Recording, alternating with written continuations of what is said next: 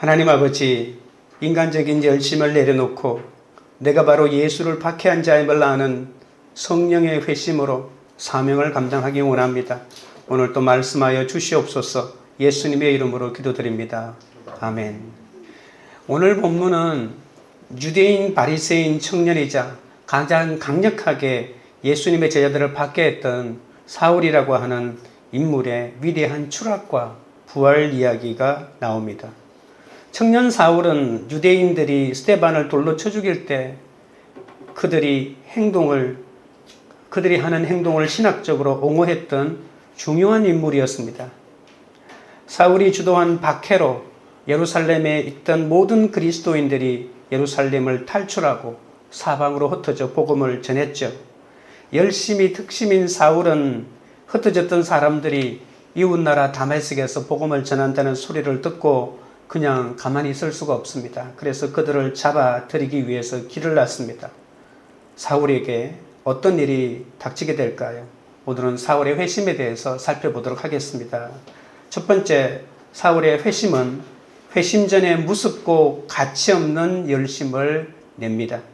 1절입니다. 사울이 주의 제자들에 대하여 여전히 위협과 살기가 등등하여 대제사장에게 가서 사마리아를 비롯한 이방에 복음이 전해지는 것과 상관없이 바울은 여전히 주의 제자들을 박해하는 일에 열심을 내고 있습니다. 우리가 오늘 보는 이 1절 앞에 헬라 원어에 보면 그러나라고 하는 말이 들어가 있습니다. 그러나 사울은 수많은 사람들이 예루살렘에서 흩어져서 복음을 전하고 그 복음이 사마리아로 들어가고 그 복음이 아프리카 흑인들에게로 들어가는 그 복음의 부흥의 시기 한가운데에서 여전히 사울은 이 박해에 열심을 내고 있다는 그런 뜻이죠. 빌립이 그처럼 위대한 전도자의 길을 걷던 바로 그 순간에도 이 사울은 박해를 멈추지 않고 있습니다. 사울이 주의 제자들에게 살기가 등등했다고 본문이 말합니다. 살기가 등등하여라고 하는 이 원어의 뜻은 살기를 가진 위협이 들숨과 날숨으로 숨을 쉬듯이 계속된다는 거죠.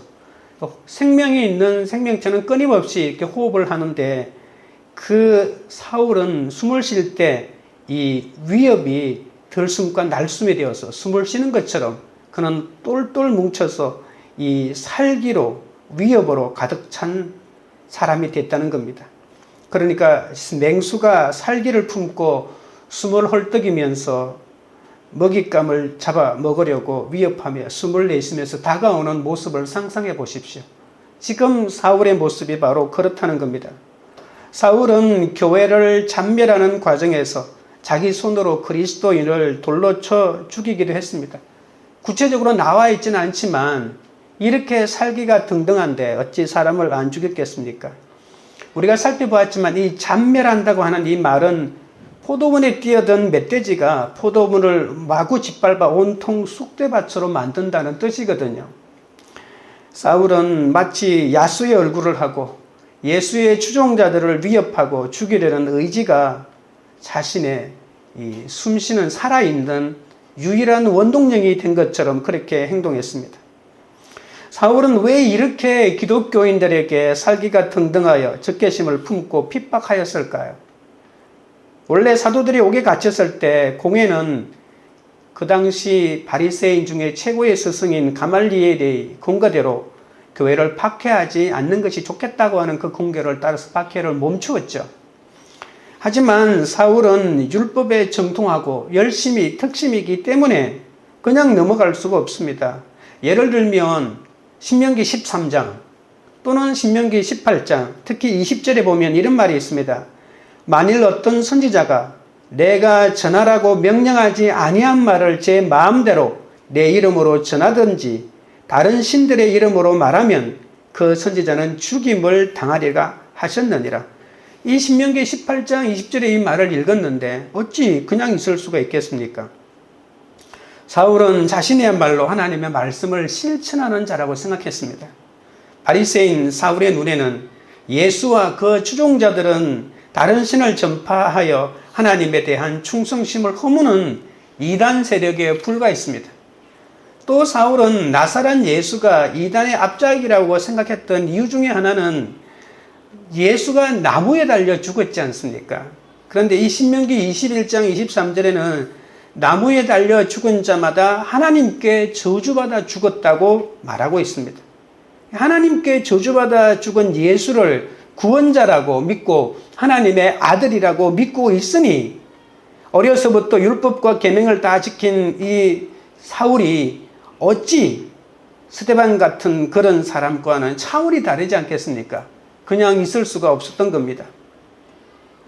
유대교 신봉자인 사울이 보기에는 예수를 믿는 모든 사람들은 이단 사이비에 빠져 있는 사람에 불과했습니다. 정치 신념보다도 더 무서운 것이 종교적인 신념이거든요. 그래서 기독교인들을 죽이려고 살기로 숨을 들어 마시고 위협으로 숨을 내쉬면서 이렇게 날뛰고 있는 것이죠. 2절입니다. 다메섹 여러 회당에 가져갈 공문을 청하니 이는 만일 그 도를 따르는 사람을 만나면 남녀를 막론하고 결박하여 예루살렘으로 잡아오려 함이라. 사울은 가말리알 문해생이라고 했죠. 율법에 능통하고 헬라어에 히브리어에 능통하였습니다. 그리고 가문도 좋은, 그 당시 로마의 시민권도 가지고 있었던 디아스포라 유대인이었습니다. 이런 사람이 하나님의 열심보다 앞서가면 사람을 죽일 수밖에 없습니다. 이 똑똑한 사울이 예수님도 죽인 이 가야바 대제사장에게 찾아가서 예수 믿는 사람을 잡아 예루살렘으로 데려오도록 위임장을 써달라고 하고 그 위임장을 받아 다메섹까지 직접 갔던 행동파 아닙니까? 근데 왜 하필 다메섹으로 갔을까요? 다메섹은 예루살렘에서부터 한 240km 북쪽으로 떨어져 있는 매우 큰 도시고 지금으로 말하면 시리아의 수도인 다마스쿠스입니다. 다마스쿠스를 이 히브리어 발음으로 하면 다메섹이 되는 것이죠. 당시 다메섹에는 한 4만 명의 유대인들이 살고 있었고 한 30여 개의 회당이 있었다고 합니다. 그런데 이 많은 유대인이 복음을 듣고 그리스도인이 되어서 그것도 이 다메섹 회당을 중심으로 활발하게 활동한다는 생각을 듣고는 분이 차서 그냥 있을 수가 없는 것이죠. 자신들이 하나님을 예배하기 위해서 만든 회당에서 그리스도인들이 판을 치고 있다? 그냥 둘 수가 없었다는 겁니다. 사울은 다메섹에 있던 예수의 제자들을 결박해 예루살렘으로 압송하여 종교 재판을 통해서 그들을 죽여서 이단을 완전히 진멸하겠다고 하는 것이 그의 사명이었습니다. 그래서 이 사울은 다메섹으로 질주해 가고 있는 것이죠. 사울은 자기 생각에 비추어 옳은 것이라면 언제든지 행동할 줄 아는 행동파였습니다. 그러나 무지한 열심은 오히려 복음의 해방꾼이 되어 하나님의 뜻을 거스를 뿐이라는 사실을 그는 몰랐습니다. 강이 범람하면 홍수가 나잖아요. 그래서 아무리 좋은 것도 지나치면 큰 화를 불러오는데 이 지나친 열심이 화를 불러올 것입니다. 사울의 똑똑함은 그 경계를 넘고 말았습니다. 사울은 대단한 스펙을 지니고 있었죠. 그리고 무지한 열심으로 스데반을 죽였고 그리고 바리새인들은 그들의 그 무지한 열심으로 예수님마저도 죽이지 않았습니까? 어리석고 가치 없는 이 열심을 우리는 경계해야 합니다. 행위를 산처럼 쌓아놓은 바울 같은 사람에게는 행한 필요 없어. 그리고 우리는 다 죄인이라서 율법의 행위로는 천국에 갈 수 없고 예수만 믿으면 된다 라고 하는 이 복음을 전하니까 그건 도저히 견딜 수 없는 겁니다. 아니 율법을 지키지 않고 하늘나라에 들어갈 수 있다니 이런 이단이 없다고 생각했던 것이죠. 그래서 사울 같은 부류는 이 불의와 부정을 고치려고 행동하지 않는 양심이나 지성이나 신앙을 아주 몹시 경멸했습니다. 만약 그런 불의에 맞서는 행동은 대가와 유익을 바라기 때문이 아니라 자신의 신앙의 양심에 따라서 그 일을 자원해서 했던 것이죠. 설령 그런 행동으로 자신이 손해를 보고 고통을 겪고 쫓겨다니거나 또는 가족과 사회로부터 경계된다 해도 자신의 행동에 굉장한 자부심을 가집니다. 그리고 자신의 행동이 설령 잘못되거나 자신의 행동 속에 폭력이 들어가 있거나 또는 불법이 있어도 그것은 진리를 수호하기 위해서 어쩔 수 없는 것이라고 그는 생각했습니다. 이것은 진리를 세우기 위한 역사의 필연이라고 생각했기 때문에 미안함도 죄책감도 없이 사람을 죽였던 것이죠. 여러분, 유대인들이 율법을 어긴 사람을 돌로 쳐 죽였을 때 죄책감이 있었다면 어찌 그 일을 하겠습니까? 나는 하나님의 뜻을 따르고 있다는 그 일념으로 그 일을 했던 것입니다. 누가 이런 사울을 멈춰 세울 수 있을까요? 그것을 멈춰 세울 수 있는 분은 예수 그리스도밖에 없습니다. 적용 질문 드립니다. 나의 어리석고 무가치한 열심은 무엇입니까? 그 열심은 사람을 살리는 열심입니까? 죽이는 열심입니까? 둘째는 내가 예수를 박해한 것을 알아야 합니다. 3절입니다. 사울이 길을 가다가 다메섹에 가까이 이르더니 호련히 하늘로부터 빛이 그를 둘러 비추는지라. 사울은 예수 믿는 사람들을 잡으려고 체포영장을 발급받아 다메섹까지 지금 가고 있습니다. 자기 정의감에 충실하여 행동으로 옮기는 사람을 누구도 막을 수가 없습니다. 그가 다메섹에 거의 다 왔을 때 그리스도인들을 일망타진할 각오를 다시 마음속으로 되새기고 있는데 갑자기 하늘로부터 빛이 쏟아져서 사울을 휘감습니다.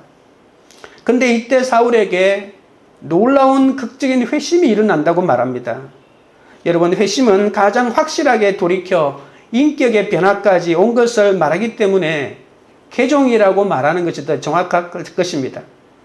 하늘로부터 빛이라고 3절에 말하고 있습니다. 태양보다도 더 밝은 정오의 빛입니다. 여러분, 섭씨 50도가 넘는 광야에서 정오의 살인적인 빛은 잘못하면 눈이 멀 정도죠. 그런데 해보다 더 밝은 하나님의 영광의 큰 빛이 사울에게 비추어졌습니다. 주님은 생명으로 오신 빛이기에 죽음에 속한 자는 이 빛을 보면 두려울 수밖에 없습니다. 여러분, 태초의 세상은 혼돈하고 공허하고 흑암이 뒤덮여 있었다고 말했죠. 여러분, 그때 하나님이 빛이 있어라 라고 제일 처음 하나님이 하신 말씀입니다. 히브리어로도 간단합니다. 예히 올, 빛이 있어라.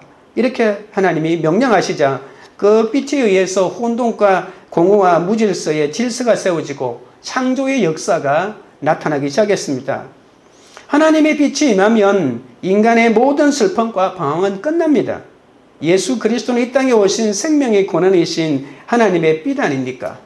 자연계의 모든 빛은 예수 그리스도의 빛 앞에는 어둠에 불과합니다. 나는 빛을 보았다고? 아닙니다.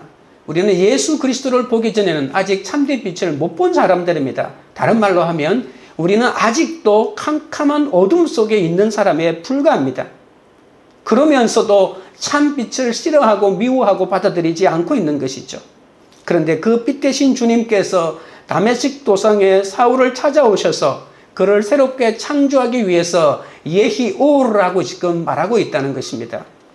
4절입니다. 땅에 엎드려져 들음에 소리가 있어 이르시되 사울아 사울아 내가 어찌하여 나를 박해하느냐 하시거늘. 여러분, 빛이 강권적으로 사울에게 임하자 사울은 땅에 엎드려집니다. 사울은 무의식에 의해서 쓰러진 게 아니고 자신의 의식을 가지고 쓰러졌습니다. 단순히 자신의 몸만 쓰러진 것이 아니라 자신의 모든 것이 주님 앞에 엎드려지는 그런 사건이었습니다.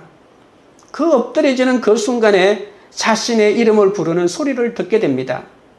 다른 사람들이 예수 못 믿게 돈으로 사람을 사서 스데반을 돌로 쳐 죽이고도 살기등등해서 추종자들을 잡아 죽이러 가는 이 긴박한 때에 갑자기 하늘에서 자신의 이름을 부르는 소리가 들린다는 겁니다.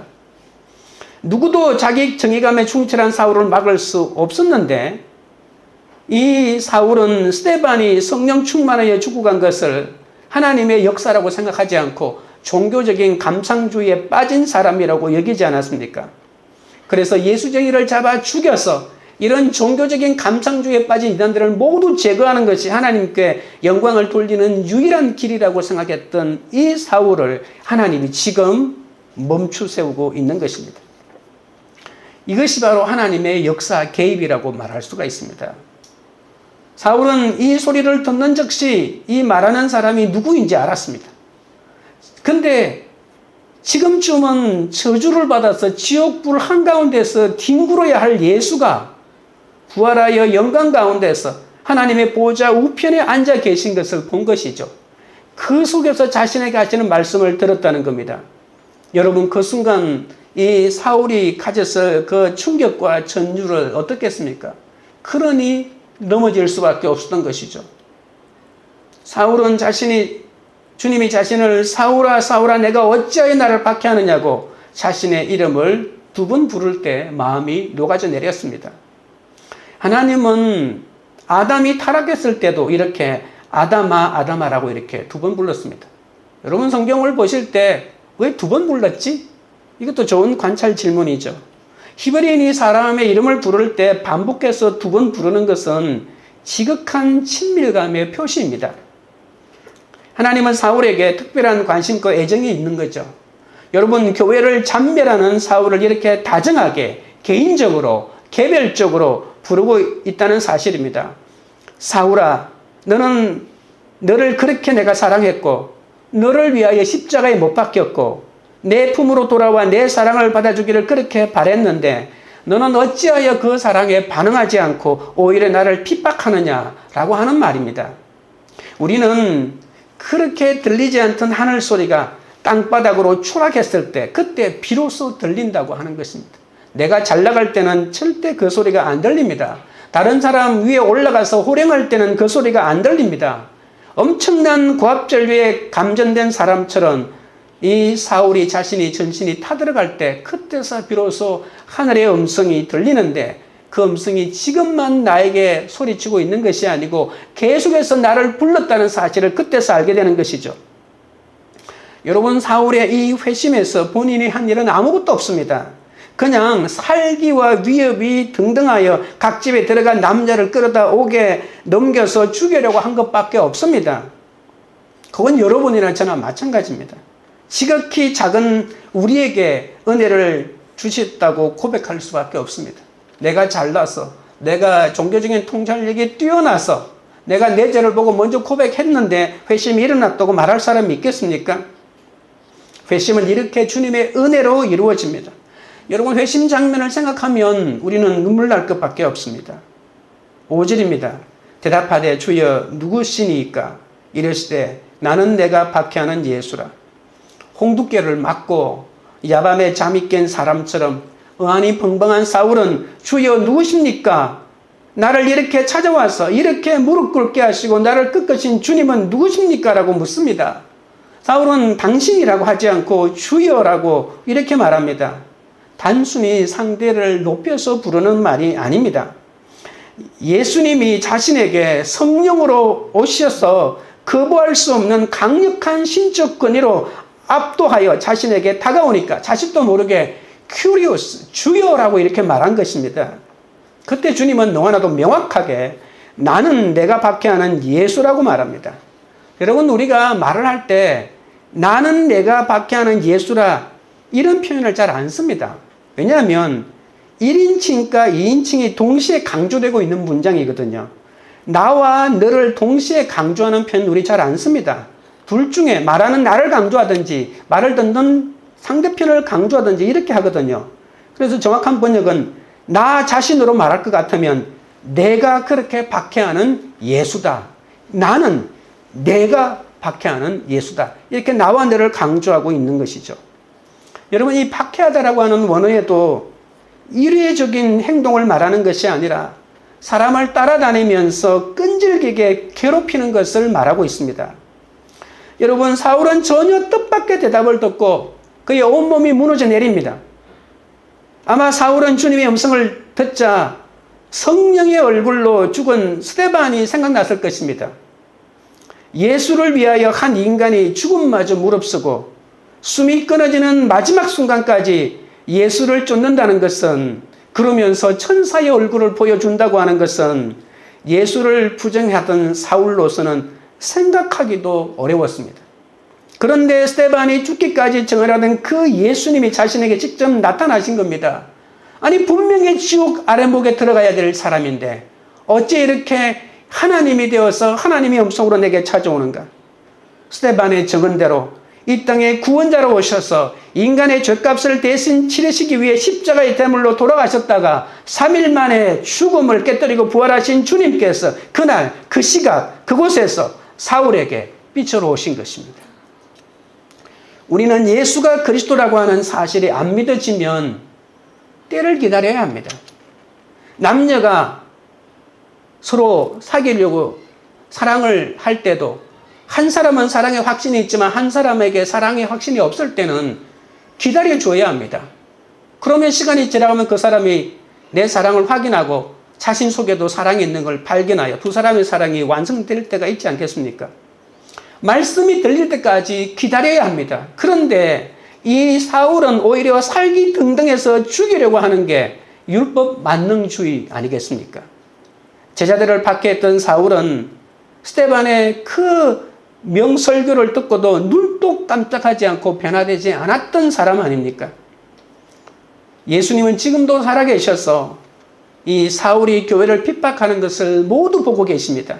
예수님은 지금도 2000년 시공간이 지난 오늘날도 시간과 공간을 초월하여 살아계십니다. 오히려 육체가 없기 때문에 어떤 시간과 공간에 제한도 받지 않고 영으로 오신 그 주님이 우리를 또는 역사 전체를 지배하고 계십니다. 성령님은 어떤 에너지도 아니고 기도 아닙니다. 세상의 물질이나 귀신이나 무당이 섬기는 잡신도 아닙니다. 성령님은 하나님의 영이시고 그리스도의 영이십니다. 주님은 놀랍게도 교회와 스데반을 자신과 동일하게 여기십니다. 여러분, 오늘 핍박받는 나도 주님과 동일하게 주님이 여겨주십니다.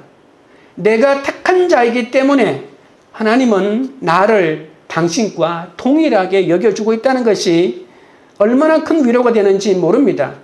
너를 핍박하는 게 아니라 나를 핍박하는 것이다라고 이렇게 우리에게 말해줄 때 우리는 그 고난을 이겨낼 수가 있는 것이죠. 여러분, 사울은 교회를 박해하는 것이 하나님을 잘 섬기는 일이라고 자기 확신에 가득 차 있었습니다. 그런데 주님과 교회가 한 몸이라는 것을 몰랐습니다. 교회를 핍박하는 것이 예수를 핍박하는 것이고 믿는 사람을 핍박하는 것이 예수를 핍박하는 것입니다. 예수님의 그리스도 되심을, 예수님의 구원자 되심을, 예수님의 성자 하나님 되심을 철저하게 부정한 것이 뭐라고요? 예수님을 박해한 것입니다.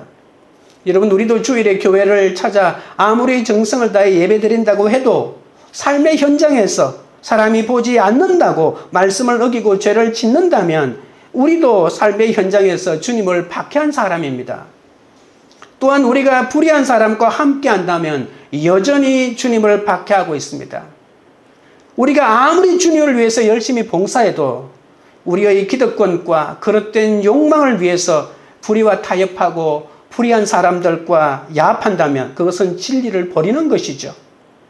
현실에서 아무리 큰 이득이 보장된다 할지라도 끝내 불의와 타협하지 않고 불의한 사람들과 야합하지 않는 것이 주님을 영화롭게 하는 것입니다. 여러분, 이 사울의 이 회심이 성령의 회심이라고 하는 이유는 이 사울은 이 회심이 일어나자마자 제일 첫 번째 절교한 대상이 누군지 아십니까? 바로 유대교와 바로 절교합니다. 그리고 회심하는 그 일주일 사이에 자신이 그렇게 몸담았던 유대교는 자기를 원수로 삼아 자기를 죽이려고 하고 있습니다. 이렇게 철저한 박해에서 돌아서는 것은 이러한 불의한 유대교와 하루아침에 결배라는 이 결단이 사울에게는 있었던 것이죠. 사울은 나사렛 예수가 하나님께 저주받아 죽었다는 자신의 가설이 틀렸을 가능성이 크다는 생각이 넘어지는 그 순간에 뇌리를 스쳐갑니다. 자신이 가진 잘못된 확신과 함께 이 사울은 쓰러졌다는 것이죠. 여러분, 사울은 성자 하나님이신 예수 그리스도를 부정하고 그리고 예수 그리스도를 주님으로 믿는 그리스도인들을 박해하면서도 자신은 전혀 잘못이 없다고 생각하지 않았습니까? 오히려 자신의 행위가 옳다는 굳은 신념 속에서 이 일을 했습니다. 어둠에 갇혀 무엇이 옳은지 그런지 전혀 분별할 수 없었던 것입니다. 그런데 사울에게 빛 대신 주님이 찾아오신 것입니다. 그 빛 속에서 이단 사교에 빠진 사람은 예수 믿는 사람들이 아니고 바로 자기 자신이라는 것을 깨달은 것이죠. 여러분, 이때까지 사도 바울은 이 세상의 빛이 참빛이 아님을 비로소 깨닫게 됩니다. 어떤 빛 때문에요? 예수 그리스도의 빛을 만났을 때 내가 여태까지 빛이라고 생각했던 모든 것이 어둠이라는 것을 깨닫게 되는 거죠. 예수 그리스도의 빛 속에서 세상에서 살아온 자신의 모든 삶이 허구요, 거짓이요, 철저하게 헛상이라는 것을 깨닫게 됩니다. 자신이 자랑하던 것과 추구했던 삶은 하나님 빛에 비추어 보니까 오물이요, 쓰레기 더미에 불과했던 것이죠. 이 한순간에 이 사울의 신학과 가치관이 다 무너졌습니다. 우리 각자의 삶은 어떻습니까? 우리 일터에 계시는 주님을 날마다 우리 손으로 죽이지는 않습니까? 나의 욕망이 요구하는 더 큰 몫을 차지하기 위해서 불의마저도 서슴지 않고 행하고 불의한 사람과 끄리낌 없이 야합하고 있지 않습니까? 의롭게 살아가는 사람을 사랑하기는커녕 오히려 그들이 불편해서 그들의 뒷덜미를 움켜 끌어당기기도 하지 않습니까? 만약 그렇다면 우리는 주님을 믿는 사람이 아니라 주님을 여전히 박해하는 사람입니다. 2000년 전 다메섹 도상에서 주님이 사울에게 던졌던 질문과 답변을 우리 자신에게 다시 물어봐야 합니다. 내가 어찌하여 나를 박해하느냐? 나는 내가 박해하는 예수라라고 하는 이 준엄한 질문과 답변이 나에게 해당되지 않는지를 살펴봐야 합니다. 적용 질문 드립니다. 사울처럼 예수님을 박해하고 있지는 않습니까? 내게 주시는 말씀 중에서 주의 음성으로 들어야 할 것은 무엇입니까? 셋째는 회심은 사명으로 이어져야 합니다. 6절입니다. 너는 일어나 시내로 들어가라. 내가 행할 것을 내게 이룰 자가 있으리라 하시니, 여기에도 너는 이라고 하는 말 앞에 그러나라고 하는 말이 헬라어에 명확하게 들어가 있습니다. 거대한 폭풍을 만나 좌절한 사울에게 주님은 그러나 너는 이렇게 말합니다. 그러나 너는 일어나 시내로 들어가라 이렇게 말합니다. 내가 예수님을 박해했다고 깨달으면 무엇을 해야 할지 알려줄 사람이 있다는 것입니다. 주님은 사울을 예수 그리스도를 박해하다가 무의미하게 끝나버릴 인생으로 만들지 않으십니다. 여러분, 우리가 예수님을 만나면, 내가 죄인이라는 것을 깨달으면 그냥 평생 죄인이라고 하는 제철을 가지고 살도록 우리를 버려두지 않습니다. 주님은 우리를 새롭게 빚어가기 위하여 준비해 놓으십니다. 회심한 자는 주님이 이끌고 가십니다. 예수님은 사울이 필요한 사람을 미리 준비해 두셨습니다. 하나님은 우리를 그냥 부르시지 않습니다. 여러분, 예수를 알고 나면 제일 먼저 나의 모든 과거가 보입니다. 아니, 과거가 믿음으로 해석이 됩니다. 이처럼 믿음에는 사건을 해석하는 강력한 힘이 있기 때문입니다. 예수 믿기 전에는 해석이 전혀 안 됐습니다. 내가 왜 이런 집에 태어났지? 왜 내가 이런 사람을 만났지? 내가 왜 이런 부모를 만나고 내가 왜 이런 자식을 낳았지? 내 인생은 왜 이렇지? 해석되는 것이 하나도 없습니다. 그냥 세상 사람들 하는 것처럼 아이고 내 팔자야, 아이고 내 팔자야, 이렇게 해석할 수밖에 없는 것이죠. 그런데 예수를 믿으면 사건이 해석이 된다니까요. 내가 이런 가정에 태어나고, 내가 이 대학에 떨어지고, 내가 지금 이 시점에 병이 들고, 내가 지금 이 시점에 망한 것도 다 하나님의 뜻임을 비로소 해석하게 된다는 겁니다. 말씀으로 해석하는 것이 참된 해결의 지름길이라는 걸 여러분 믿어지십니까? 하나님은 나를 그냥 보내시지 않고 모태에서 조직하시기 전에 하나님의 아이디어 속에 이미 내가 있다는 사실을 우리로 하여금 믿게 하십니다. 사울을 택하신 하나님은 아나니아를 준비해 두셨잖아요. 사울은 믿는 사람을 박해했지만 주님은 그런 그를 불쌍히 여겨서 찾아오시지 않았습니까? 그리고 아무것도 할 수 없는 환경으로 인도하셔서 자기 죄를 깨닫게 하십니다. 여러분, 세상에서 가장 위대한 사람은 주님이시고 그 다음으로 위대한 사람은 내가 죄인인 것을 깨닫는 사람입니다. 여러분, 성경이 제시하는 인간에 대한 정의가 뭔지 아십니까? 이 세상에 어떤 학문도 어떤 책도 인간에 대한 정의를 정확하게 만들지 못합니다. 인간은 피조물이다. 자기를 만든 사람과 연결됐을 때만 제대로 살 수 있는 존재다. 자신의 만든 존재를 잃어버렸을 때 인간은 죄인으로 살 수밖에 없다. 인간은 다시 하나님을 만나야만 제대로 된 삶을 살 수 있다. 이 인간에 대하여 가르쳐주는 것이 성경밖에 없다는 것입니다. 주님은 큰 권세로 땅끝까지 복음을 전하여 사람을 구원하시려는 계획이 가지고 계시지 않습니까? 그래서 그 큰 권세에 합당한 큰 일꾼이 필요합니다. 스데반은 순교로 큰 권세를 보여주었습니다. 그런데 그를 죽인 유대인들과 대결하려면 율법과 가문과 지식에 뛰어난 정말 큰 권세 있는 사람이 필요했거든요.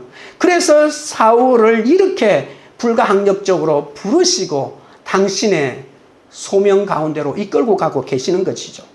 7절입니다. 같이 가던 사람들은 소리만 듣고 아무도 보지 못하여 말을 못하고 서 있더라. 여러분, 사울은 혼자 간 것이 아닙니다. 다메섹의 그리스도인들을 잡아서 예루살렘으로 압송하려고 하면 이 체포조들이 만들어져야 되잖아요. 그들과 함께 있었죠. 그러나 사울을 제외하고는 누구도 그 빛을 보지 못했습니다. 누구도 그 음성을 하나님의 음성으로 듣지 못했습니다. 그냥 무슨 이해되지 않는 무슨 소리가 있는 것 같다 정도밖에 알지 못했습니다. 같은 소리를 들어도 주의 음성으로 듣는 사람이 있는가 하면 그렇지 못한 사람도 있습니다. 너무나 순식간에 일어난 일인지라 동행하는 사람도 어떤 소리는 들었지만 어떤 빛도 보았지만 그것이 하나님의 빛인지 하나님의 음성인지는 알지 못했습니다. 그러나 그들은 옆에 보니까 분명히 사울이 순간적으로 꼬꾸라지는 것을 보았는데 무슨 바람 소리 같은 것이 들리는가 싶은데 갑자기 사울이 배가 탈이 나서 아파가지고 쓰러졌는가 보다라고 짐작할 뿐 하나님의 역사의 개입이라고는 꿈에도 생각하지 못했죠. 하나님의 사건과 성령의 사건을 자기 마음대로 해석할 수밖에 없습니다. 여러분은 물리적인 소리만 듣는 세상 사람 사울 옆에 있는 일행입니까? 아니면 사울처럼 영적인 소리를 듣는 사람입니까? 8절입니다. 사울이 땅에서 일어나 눈을 떴으나 아무것도 보지 못하고 사람의 손에 끌려 다메섹으로 들어갔어. 사울이 땅에서 일어났지만 아무것도 볼 수 없었습니다. 하늘의 강력한 빛과 음성으로 눈을 잃어버린 것이죠. 시신경이 마비되었다기보다는 시신경이 일시적으로 손상됐다기보다는 시신경이 마비되었다고 봐야 되겠죠. 이 사울이 처음 다메섹으로 내려갈 때는 열정과 패기로 의기양양했습니다. 예수 이단을 잡아서 예루살렘으로 끌고 가야 되겠다는 그 일념으로 얼마나 가슴이 부풀었는지 모릅니다. 이것이 최고의 선이자 하나님께 영광을 돌리는 것으로 생각했던 것이죠. 그러나 다메섹을 코앞에 두고 주님을 만난 사울은 눈을 잃은 채 자기가 쑥대밭으로 만들려던 그 다메섹으로 다른 사람들의 손에 이끌려 가지고 마치 폐단병처럼 끌려 들어가고 있습니다. 사울은 그 순간 이제 내 인생은 내가 가고 싶은 곳으로 가는 것이 아니라 하나님의 손으로 이끌려 가야 된다라고 하는 것을 깨달았을지도 모를 겁니다. 9절입니다. 사흘 동안 보지 못하고 먹지도 마시지도 아니하니라. 남의 손에 이끌려 다메섹으로 들어왔지만 여러분, 행할 것을 일러주는 사람이 있다고 했는데 아무도 나타나지 않습니다. 이럴 수가 있습니까? 우리는 공항에 마중 온다는 사람이 잠깐 안 보여도 안절부절인데, 아니 앞도 보이지 않는데, 여러분 다메섹에 들어가면 일러줄 사람이 있다는 음성을 내가 분명히 들었는데 들어가니까 아무도 찾아오지 않습니다. 하루, 이틀, 3일이 지나도록 찾아오지 않는 것이죠. 눈을 거쳐주고 거처를 마련해 줄 사람이 나타나야 하는데 아무도 나타나지 않습니다. 사울은 혼돈과 혼란과 이 회환과 자책으로 이 죽음의 영역으로 지금 추방되고 있는 것입니다. 아무것도 볼 수 없는 상태에서 어떤 음식도 못 먹고 이 하나님의 사람으로 태어나는 이 해산의 고통을 견뎌냈어야만 합니다. 여러분, 하나님이 보지 못하는 3일을 허락하실 때 우리는 어떻게 해야 할까요? 무조건 순종해야 합니다. 왜냐하면 사람에게는 그런 시간이 반드시 필요하기 때문입니다. 여러분이 지금 당하는 고통이 하나님이 내게 허락하신 그 3일인지 어떻게 여러분 알겠습니까? 하나님과 충돌해야 구원의 가능성이 열립니다. 이 충돌은 변화되기 위한 거룩한 침묵의 시간이요, 마치 애벌레가 나비로 탈갑급하기 위한 시간입니다. 그러나 이때가 바로 구원의 때요, 은혜의 때라고 하는 것을 아셔야 합니다. 이런 사람은 지금 패배를 당한 패배자가 아닙니다. 우리가 영적으로 앞을 못 본다는 것을 알려주시기 위해서 육적으로 앞을 못 보게 하는 사건을 허락하신다는 사실입니다. 예수님도 십자가에 못 박혀 죽으신 후에 3일 동안 무덤에서 머물렀습니다. 어떤 분들은 지옥에 가서 복음을 전했다, 몰몬경처럼 미국의 아메리카에 와서 복음을 전했다는 이런 이상한 주장을 하는 사람도 있지만, 시체처럼, 시체와 같이 그대로 누워 있었습니다. 그러나 3일 후에 돌무덤이 열리며 기적같이 부활하지 않았습니까? 식음을 전폐하면서 자신이 얼마나 구차한 존재인지 알아야만 이 3일을 잘 지날 수가 있습니다. 여러분, 요나 아시죠? 요나는 니느웨로 가라는, 지금의 스페인인 니느웨로 가라고 하는, 지금의 이라크인 니느웨로 가라고 하는 하나님의 명령을 들었음에도 불구하고 그 명령을 무시하고 스페인으로 가는 배를 올라탑니다. 요나가 탄 배는 풍랑을 만났고, 요나가 풍랑이 몰아치는 바닷속에 제비에 뽑혀 던져지게 됐죠. 그러나 하나님은 이미 요나를 위해서 큰 물고기를 준비해 두셨습니다. 요나는 온갖 악취와 역겨움으로 가득한 물고기 뱃속에서 사흘이나 갇혀보지도 보지도 못하고 먹지도 못한 채 갇혀 있습니다. 그러나 이 3일 동안 절망의 심연에 갇혔어야 요나는 비로소 자신의 실체를 보고 죄를 보기 시작했습니다. 요나가 변하기 시작했다는 거죠.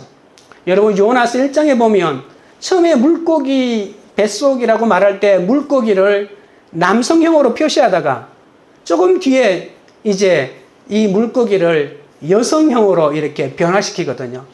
그래서 왜 물고기를 남자 물고기라고 했다가 왜 또 여자 물고기라고 했지? 이렇게 유대인 랍비들이 이렇게 생각을 하다가, 그건 처음에 이 요나를 이 남자 물고기 뱃속에 넣었는데 그냥 그게 편하니까 그냥 들어놓고서 잠만 자고 있어서 여자 물고기 뱃속에 집어넣었다는 거예요. 여자 뱃속에 집어넣으니까 거기에는 이 물고기가 알을 품고 있었는데, 제가 지금은 기억이 안 납니다만 유대인 랍비는 그 알이 정확하게 몇 마리라고 이렇게까지 얘기하더라고요. 그 수천 마리의 그 품고 있는 물고기 알 때문에 견딜 수 없었다는 거예요. 물고기 알이 자기를 막 이렇게 때리고 지나가니까. 그래서 회개했다라고까지 얘기합니다. 요나는 이 물고기 뱃속에서 3일 있으면서 변화되기 시작했습니다. 하나님은 3일 동안 요나의 수없는 기도에 철저히 침묵했겠죠. 여러분, 그러나 그것은 가장 위대한 기도 응답입니다. 여러분, 지금 물고기 뱃속에 있는 3일이라고 생각하고 끊임없이 기도하는데 하나님이 응답하지 않으시죠? 그러나 그것이야말로 가장 위대한 하나님의 응답입니다. 내가 무엇을 배워야 하는지, 내가 어디로 돌아서야 하는지를 확실하게 깨닫는 시간입니다. 옛사람이 온전하게 죽는 사람만이 새 사람으로 거듭날 수 있습니다. 여러분, 우리는 기도를 급하게 하는데 하나님 이 문제만 해결해 주면이라고 단서를 달지만 그 문제를 해결해 주면 나는 변하지 않거든요. 내가 완전히 안 죽었기 때문에. 그러니까 하나님 우리를 완전히 죽이기 위해서 나를 죽도록 바라는데 우리를 안 죽이시는 거예요. 그래서 남자 물고기 뱃속에 넣었다가 여자 뱃속에 물고기 속에 넣었다가 하는데 나는 왜 아이고 내 팔자야, 이것이 주제가가 되어서 계속 외치고 있으니 어찌 온전한 사람으로 거듭날 수 있겠습니까? 여러분, 사울도 물고기 뱃속 같은 다메섹에서 3일 동안 머물면서 바울로 변신하고 있는 것입니다. 여러분, 사울은 그동안 자신이 살아온 삶이 주마등처럼 지나갔습니다. 세상의 빛만이 유일한 빛이라 생각하며 살아왔는데 이제는 그는 쳐다볼 가치도 없고 그런 삶을 내가 살았구나라고 생각하니까 먹어야 될 이유도 없고 먹고 싶지도 않았습니다. 저절로 금식이 된 것이죠. 하늘 높은 줄 모르고 비상하던 이 사울의 영적인 오만이 하나님의 공격으로 격추당하고 있는 것입니다. 사울의 옛 과거, 옛자, 옛 신학은 산산조각이 났습니다. 사람은 저마다 자기 욕망의 궤도를 무한 질주하는 야생마 같습니다. 여러분, 브레이크가 부서진 채 폭주하는 기관차처럼 달리는 인간의 욕망을 누가 막아낼 수가 있겠습니까? 하나님은 인간을 만드실 때 이 욕망을 전혀 우리가 발휘하지 못하도록 만들지는 않았습니다. 그러나 사람마다 이 욕망의 한계 상황을 만들어 놓았습니다. 인간이 창조주 하나님이 만든 매뉴얼대로 달리지 않으면 결국 이 궤도를 이탈할 수밖에 없습니다. 욕망의 계기판을 무한대로 올려놓고 달리는 사람은 반드시 하나님과 충돌할 수밖에 없습니다. 그러나 이렇게 질주하는 사울을 쓰러뜨리신 하나님은 그를 다시 일으켜 세우십니다.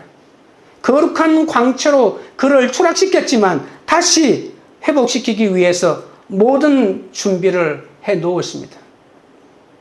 3일 동안 그의 눈을 멀게 하고 했지만 눈을 새롭게 열어서 줄 영적 멘토를 준비해 놓으시지 않았습니까?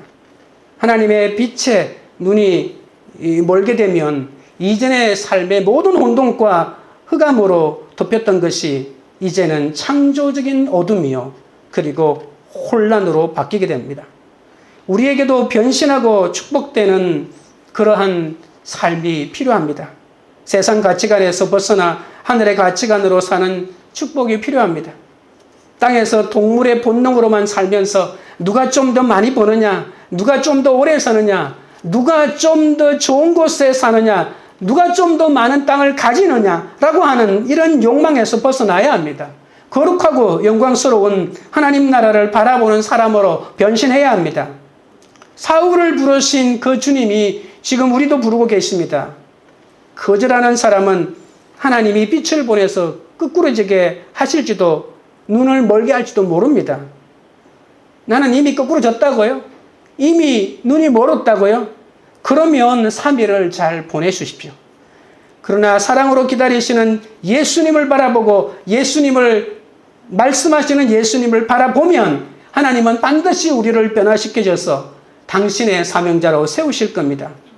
주님이 내 인생을 송두리째 뿌리 뽑아 어떤 사람의 도움도 찾을 수 없습니까? 아무리 기도해도 응답이 없습니까? 3일 동안 다메섹에서 보지도 못하고 먹지도 마시지도 못하던 사울처럼 3일 동안 물고기 배 속에 갇혀있던 요나처럼 3일 동안 무덤 속에 시신으로 누워 계셨던 예수님처럼 절망과 고통의 감옥 속에 버려져 계십니까? 그래도 절망하지 마셔야 합니다. 그 3일은 우리를 모든 세상 잔재를 털어내도록 주님이 은혜로 허락하신 너무나도 소중한 시간이요 사건입니다. 주님 안에서 온전히 죽으십시오. 우리가 온전히 죽으면 온전한 새 사람으로 세워주십니다. 사울이 바울된 것처럼 우리는 온전한 새 사람이 되고 온전한 사명자로 세워져서 우리는 사울의 일을 모두 버리고 바울같이 주님의 손에 이끌려 누구도 상상하지 못했던 그 새로운 일들을 하게 되실 겁니다. 적용 질문 드립니다. 지금 죽음 같은 물고기 배 속에서 식음을 전폐하고 계십니까? 그 속에서 나와 함께 계시며 나를 하나님의 사람으로 빚어가시는 주님이 느껴지십니까? 말씀을 맺겠습니다. 사울의 회심은 회심 전에 무섭고 가치없는 열심을 냈다는 것을 알아야 합니다. 무가치하고 예수 없는 어리석은 열심은 버려야 합니다. 내가 예수를 박해한 것을 알아야 합니다. 아직도 내가 내 욕망과 이익을 얻기 위해서 말씀을 소홀히 하고 그리고 여전히 불의한 집단과 함께 야합한다면 우리는 여전히 예수의 박해자로 살아가는 것입니다. 회심은 반드시 또한 사명으로 이어져야 합니다. 참된 회심의 시간은 식음을 전폐하는 3일을 지나야 합니다. 그 시간이 아무리 고통스럽다 할지라도 그 시간을 통해 예수님을 모두 옛사람을 모두 틀어버리고 참된 사명자로 나아가시는 여러분 되시길 주님의 이름으로 축원드립니다. 우리 찬양 드리고 기도하겠습니다.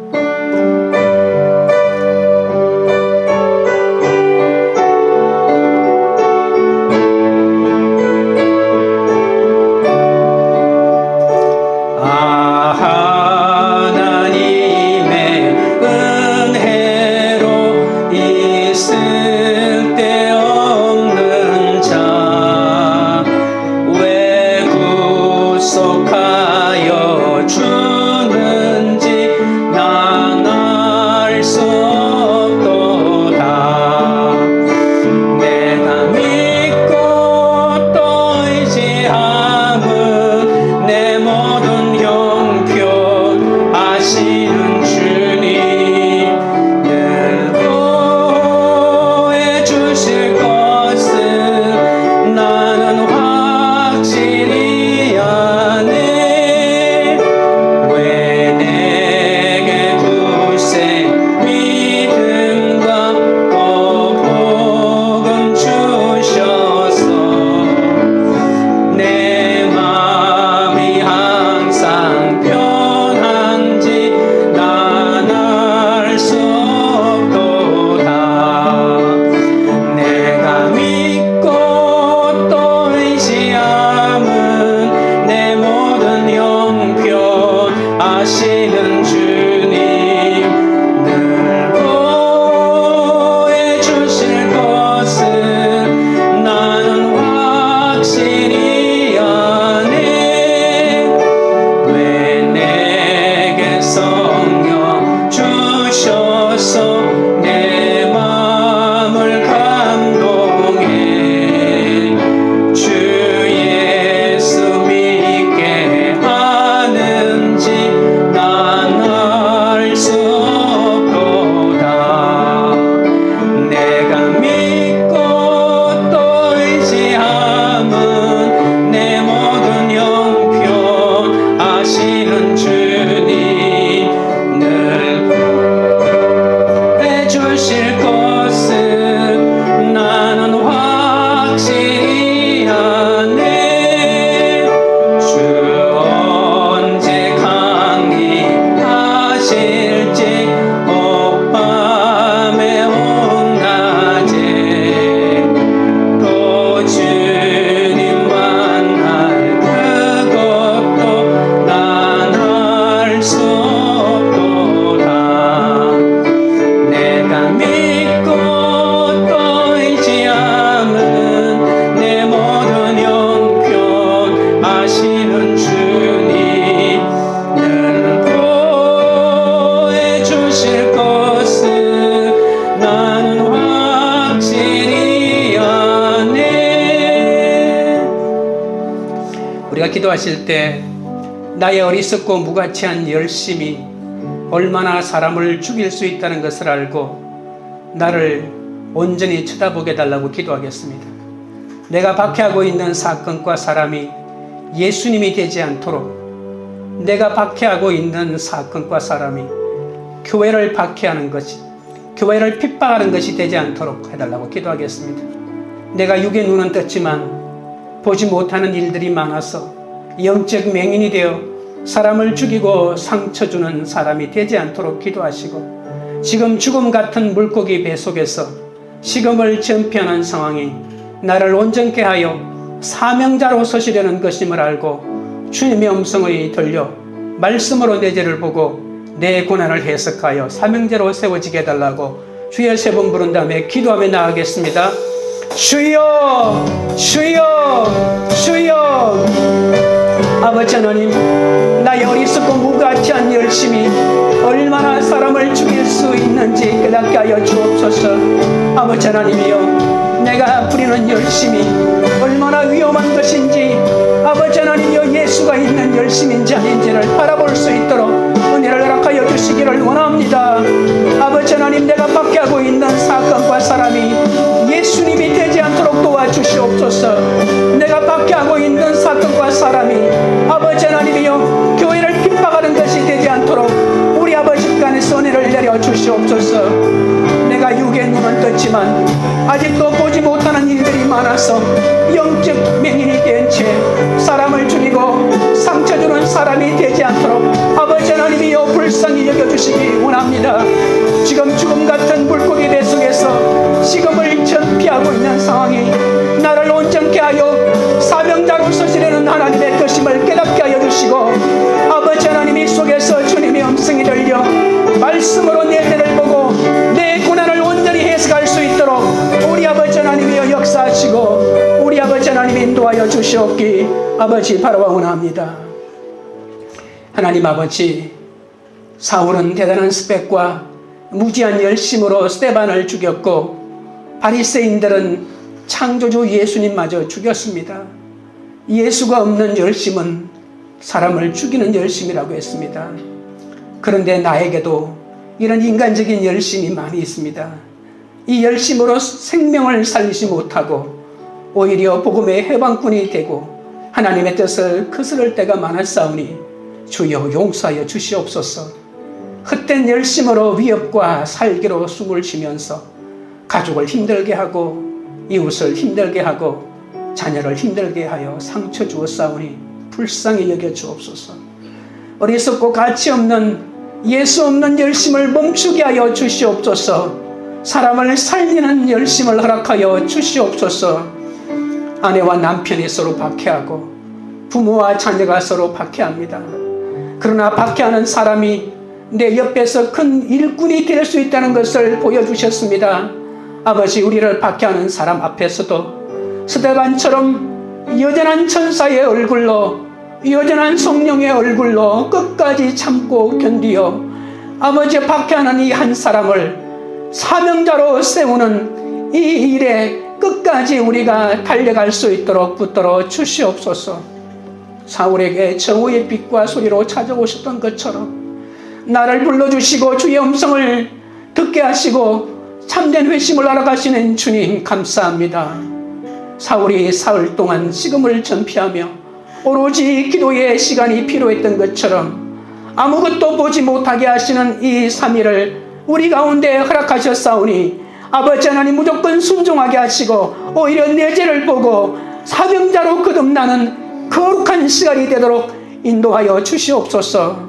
사울을 부르신 성령이요, 사울에게 오신 예수님이요, 오늘 이 자리에 우리에게 오셔서 우리에게 말씀하여 주옵소서. 우리를 변화시켜 주옵소서. 우리를 훈련하여 주옵소서. 우리의 삶 속에도 이런 기적이 일어나도록 주여 역사하여 주옵소서. 광교우리들 교회가 무섭고 가치 없는 인간의 열심을 버리고 하나님께 엎드리는 공동체가 되게 하옵소서. 각자의 삶에서 수없이 예수를 받게 한 것을 깨달아 성령이 시키시는 놀라운 이 회심의 역사가 일어나게 하여 주옵소서. 단순한 회심에서 멈추지 않게 하시고 모두 사명자가 되어 열방으로 나아가 사람을 살리는 그런 교회가 되도록 역사하여 주시옵소서. 예수님의 이름으로 기도드리옵나이다. 아멘.